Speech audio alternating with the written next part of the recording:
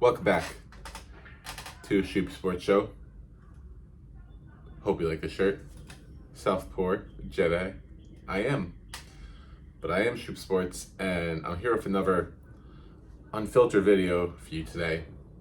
Want to talk about, I hear this debate come up all the time of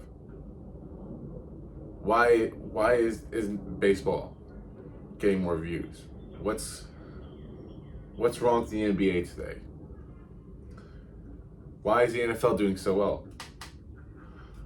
Well, I want to put it into perspective as to why the NFL dominates TV coverage and the interests of many people all year round. There's a reason things like dynasty leagues are becoming so popular among fantasy football fans. Why we talk about football even when football is 5 months away. Why we hype up things like training camp starting and the NFL draft and free agency periods. And why is it that baseball and basketball, just kind of play their seasons out, and then the postseason comes, and that's when we get excited, and then we move on to the next sport. So I'm going to talk about that. But first, let me talk about the structure of the NFL. Structure of the NFL is set up so that there is never a dull moment throughout the entire calendar year. So obviously you have the regular season, September through January, postseason January through February. Immediately after the postseason ends, you have that week or two where you talk about the Super Bowl and the season ends and what this team is going to do. And then it jumps right into franchise tags and then free agency shortly after with trades all through March. And now in April, we're approaching the NFL draft. The NFL draft buzz is coming up. Then we have a week after the NFL draft to talk about the buzz there. And then maybe we have a 1 month grace period of not hearing much about football from May to June. June, we start to hear about, the teams are mostly complete at this point and ready to get into the season. And then we start to hear about OTAs and training camps. That's when players start to report. It starts to ramp up in July. Fantasy football talk starts again. And in August, we got preseason fantasy football drafts. And everyone is gearing up for the preparation of football season. But what about baseball? Well, baseball, this was a bit of an odd year because you had the World Baseball Classic. But usually it's not really preceded by anything spectacular. You have the season starting spring training in March. You could even go back to pitchers and catchers reporting in February, but I feel like a lot of people don't really care as much about pitchers and catchers reporting as they might do, say, NFL preseason. But yeah, so the hype for baseball peaks a bit early in the season as we all missed baseball and baseball starts coming back around. But then baseball's just kind of there, If baseball had a competing sport with it, a competing major sport with it, when NBA playoffs and NHL playoffs are around, then they don't do as well. And you look at football season in September, especially in the meaningless MLB games, nobody wants to watch those.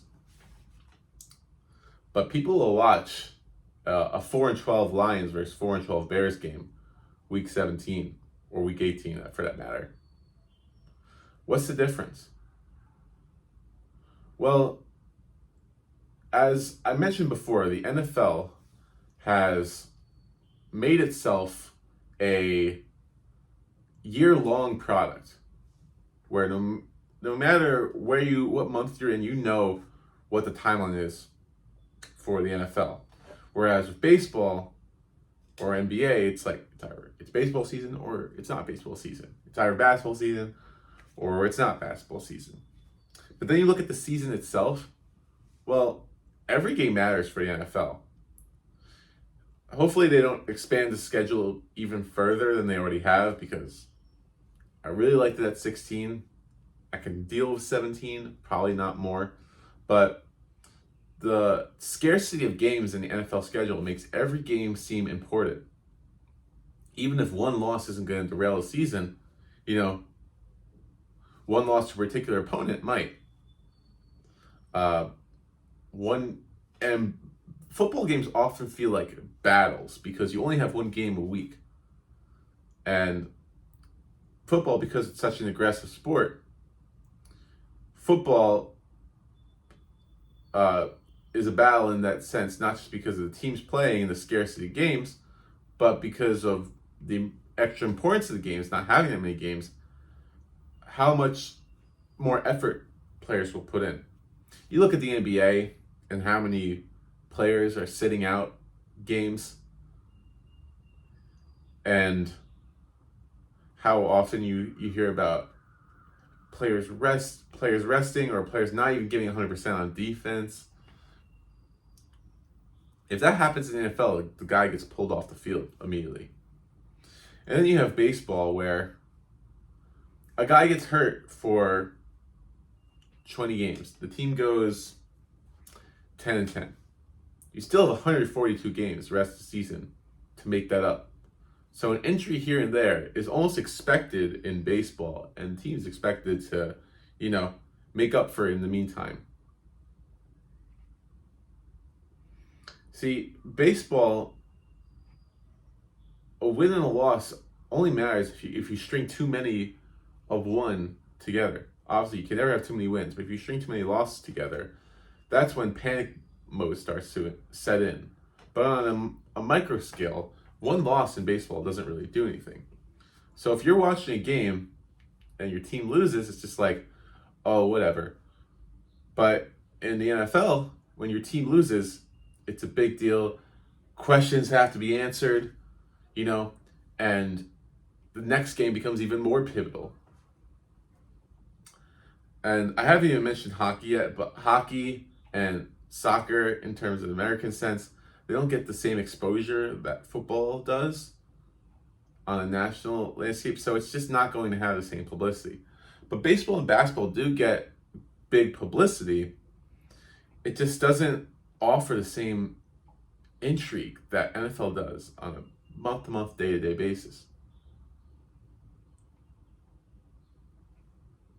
And you look at the viewership from an average NFL game versus like an average primetime NFL game versus like an NBA Finals game, it's almost laughable, the comparison. The biggest game in the NBA season is comparable to your average NFL game.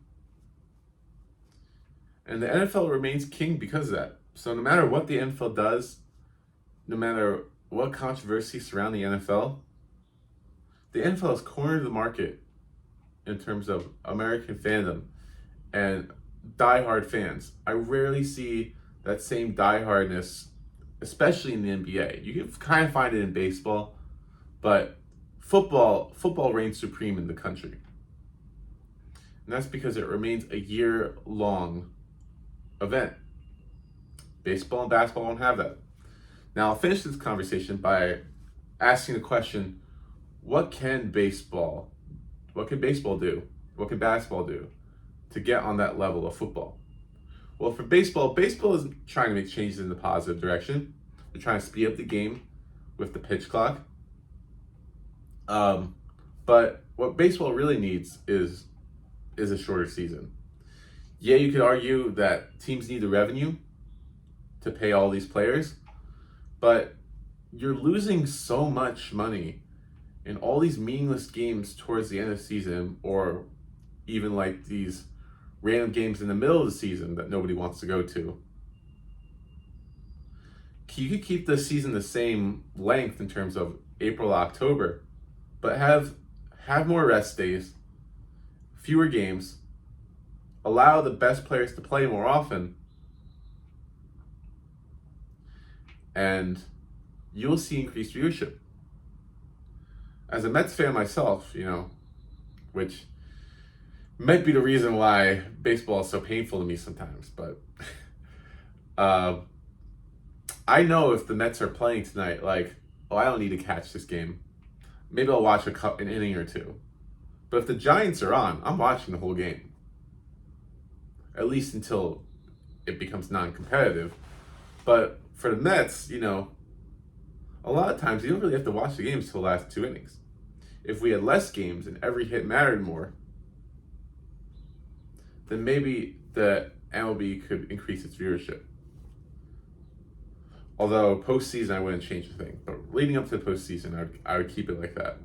Basketball tried to make things more interesting by putting more teams in the field. So now 20 teams make the playoffs rather than 16. So you have to be in the bottom 33% to not even make it to the playoffs. And then you have the play-in games. And I think all it's really done is made the regular season less interesting. Because you don't have to scratch and claw to make the playoffs like you used to. Now you can just gear all your energy to one 3-game series to get yourself into the playoffs. And NBA has always been a top-heavy sport. Because of the 7-game series, the top teams always have the upper hand. It's not like NFL, where there's one game, anything can happen in one game. So maybe what the NBA needs to do is, rather than 7-game series, have 5-game series.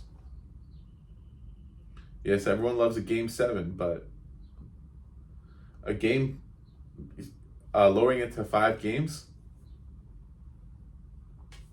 will mean each game means more. The NBA could also think about decreasing either the time in the game, so either to 40 minutes, just like a college game, or they decrease the schedule, play 10 less games.